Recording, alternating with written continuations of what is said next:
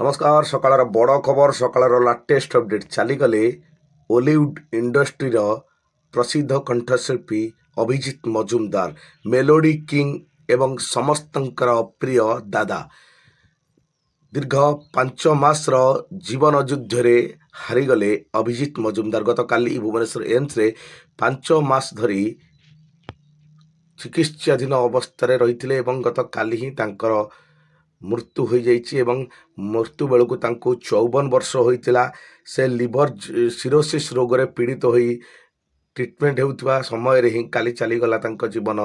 ଅନେକ କଳାକାର, କଳା ପ୍ରେମୀ, ଅନେକ ଫ୍ୟାନ୍ ଫଲୋର ତାଙ୍କର ଗତକାଲି ହିଁ ଭୁବନେଶ୍ୱର ଏମ୍ସରେ ତାଙ୍କ ଦର୍ଶନ କରିଥିଲେ। ପରବର୍ତ୍ତୀ ସମୟରେ MRR ଷ୍ଟୁଡ଼ିଓ କଟକକୁ ନିଆଯାଇଥିଲା ତାଙ୍କ ମର ଶରୀର। ସେଠାରେ ତାଙ୍କର ଦର୍ଶନ କରାଯାଇଥିଲା। ଅନେକ ସଙ୍ଗୀତ ଜଗତରେ ଜଣାଶୁଣା ବା ପରିଚିତ ଲୋକମାନେ ସେଠାରେ ତାଙ୍କ ଦର୍ଶନ କରିଥିଲେ। ପରିଶେଷ ତାଙ୍କ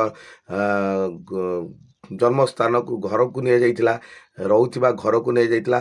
ଝାଞ୍ଜିର ମଙ୍ଗଳାରେ ମଧ୍ୟ ତାଙ୍କ ଶରୀରକୁ ନିଆଯାଇଥିଲା, ଯେଉଁଠିକି ବେଶ ପରିଚିତ ଥିଲେ। ସେ ଝାଞ୍ଜିର ମଙ୍ଗଳାରେ ଅନେକ ଲୋକ ତାଙ୍କ ଝାଞ୍ଜିର ମଙ୍ଗଳାରେ ଭାରି ଭଲ ପାଉଥିଲେ। ସେମାନେ ମଧ୍ୟ ସେଠାରେ ମର ଶରୀରକୁ ଶେଷ ଦର୍ଶନ କରିଥିଲେ ଏବଂ ପରବର୍ତ୍ତୀ ସମୟରେ ତାଙ୍କୁ ପୁରୀ ସ୍ୱର୍ଗଦ୍ୱାରକୁ ଯାଇ ଶେଷ କାର୍ଯ୍ୟ ସମ୍ପନ୍ନ କରାଯାଇଥିଲା, ଶେଷକୃତ୍ୟ ସମ୍ପନ୍ନ କରାଯାଇଥିଲା।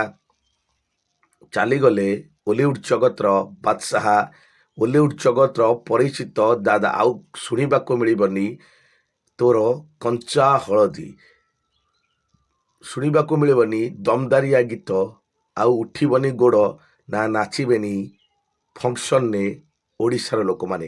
କାହିଁକିନା ଯିଏ ମେଲୋଡି କିଙ୍ଗ ଭାବରେ ପରିଚିତ, ସବୁବେଳେ ଗୀତରେ ଲୋକମାନଙ୍କୁ ନଚେଇ ଦେଉଥିଲେ, ସେଇ ଗୀତ ଆଉ ଶୁଣିବନି। ଏବେ ଓଲିଉଡ୍ ଜଗତରେ କୋଠା ଭୁଷୁଡ଼ି ଗଲା ପରି ଜଣାପଡ଼ୁଛି। କାହିଁକିନା ପ୍ରଥମେ ହ୍ୟୁମାନ ସାଗର ଏବଂ ପରେ ଅଭିଜିତ ଦାଦା। ଏବେ ସ୍ତବ୍ଧ ହୋଇଯାଇଛି ଓଲିଉଡ୍ ଜଗତ। ଆଜି କାନ୍ଦୁଛନ୍ତି ଭୋ ଭୋ ହୋଇ କଳାକାର, କଳା ପ୍ରେମୀ, ଓଲିଉଡ୍ ଜଗତକୁ ଭଲ ପାଉଥିବା ଅନେକ ପ୍ରଶଂସକ। ସକାଳର ବଡ଼ ଖବର, ସକାଳର ଲାଟେଷ୍ଟ ଅପଡେଟ୍।